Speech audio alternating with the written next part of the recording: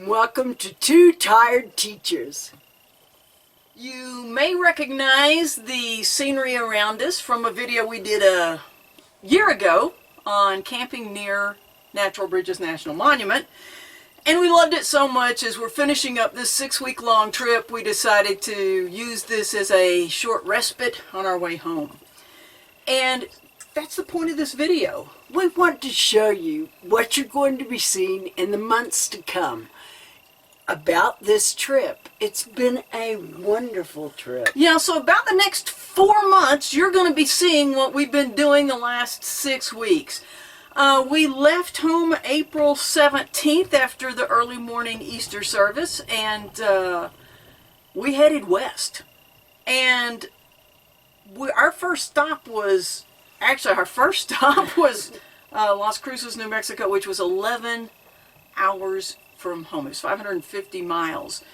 And so we actually made a video. And it seemed the perfect thing. 10 tips for long travel days. And it basically tells you what you can do to pass the time on those brutally long days. And because we've had a long distance between some of these stops, we also made a brief video about overnight etiquette. And no, we're not telling you anything new, but we do know that some of our viewers are new to RVing. And so we just want to remind you and ourselves how to be a good guest when these places are letting us stop there for free.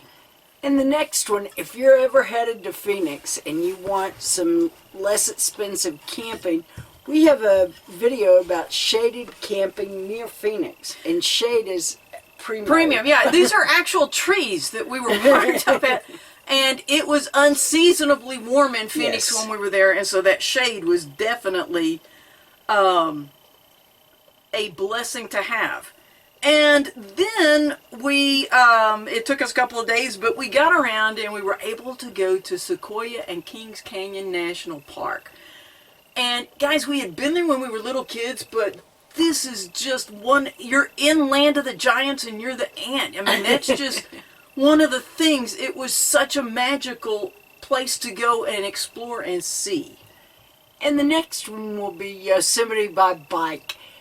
We love our Rads, and we love getting to ride them in the national parks. Well, anywhere, but in the national parks. It was incredible.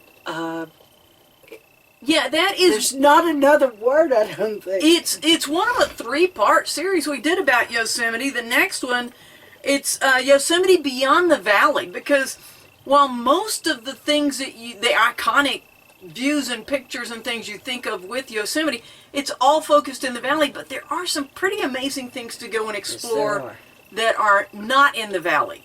And so we also did that. And the third one, Yosemite lodging around and in Yosemite National Park. Yeah, we found a pretty amazing dispersed place that we spent 5 nights at.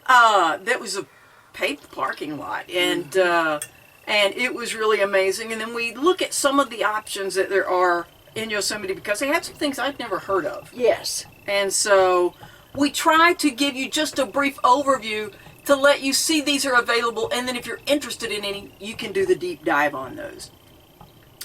And our next video was really just if you've never been to the Redwood Forest. Yes.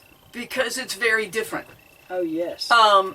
We had been to Sequoia National Forest, that park, and it had an entrance station, you paid, etc. Redwoods, it was, what'd that man say? It was 60 miles. 65, I think. 65 miles from south to north, where you're driving through the Redwoods, and it's just... You're in and out of the national park. It's national and state park. Yes. It's overseen by both. And so this just kind of helps to explain some of the things that there are to see and do there. And while we were in the Redwoods, we chose to stay at Panther Flat Campground. It's a national forest campground. And it was lovely. Yeah, we really enjoyed our stay. It was raining, but it was lovely. There was lots of rain there, but you can't complain about rain and expect to see 300-foot tall trees. It's just one of those things. But then we did not a scientific video, but a brief video explaining kind of the differences and similarities between the Sequoias and Redwoods, because they're both giants. I mean, that's just, yes. You can't say anything else other than that. They're both giants, but just to give you an idea, the differences. And next state up, we did Oregon's Pacific Coast, and that was incredible. I mean, the Pacific is pretty amazing anyway. But the Oregon coast, yeah. The Oregon coast and things, it was just nice. I gotta tell you, Oregon has done an amazing job of preserving that coastline, the majority of it. I mean, like 75% maybe is public. It's, state parks, yes, national forest campgrounds, things like that. It's not hotels, private beaches, and we hit the 101 at the beginning and drove it through the Redwoods, up the Oregon coast, and yes, all the way up to Washington and Olympic National Park.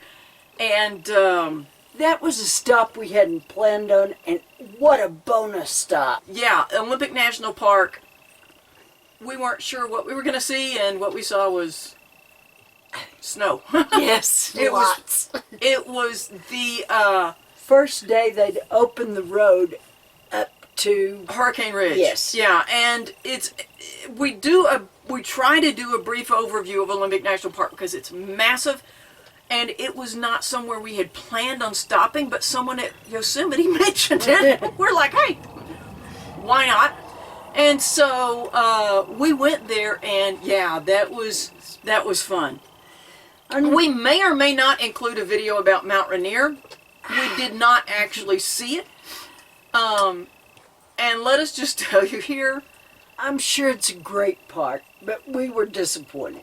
We did the Sawtooth Mountains, and this video is going to tell you how not to see the Sawtooth Mountains. Now that we're a week away from that experience, and I still wouldn't do what we did. I mean, I'll just be honest. Let's just say May is probably not the prime season for tourism in that area. And so it wasn't crowded. We were the only trailer out there. But it was gorgeous, and you will see. Gorgeous. And as I'm editing this video, I realized we neglected to mention we went to Craters of the Moon National Monument. And it is really near, like 30 miles from Sawtooth Mountain area. And it is worth a stop if you've never been there. It's very interesting. And so we were stopping in Salt Lake City area, and MiLena found Flight Park. It's, I guess, near Provo. I'm not sure what the actual little town is, but it's south of Salt Lake City.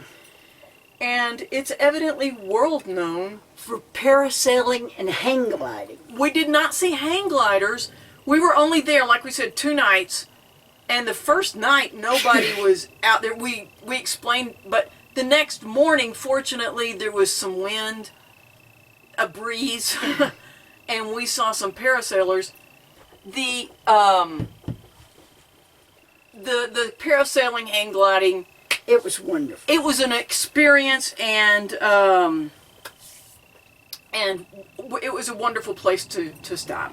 And then we did one on RV parking at casinos. We don't advocate gambling, but it's a great stop.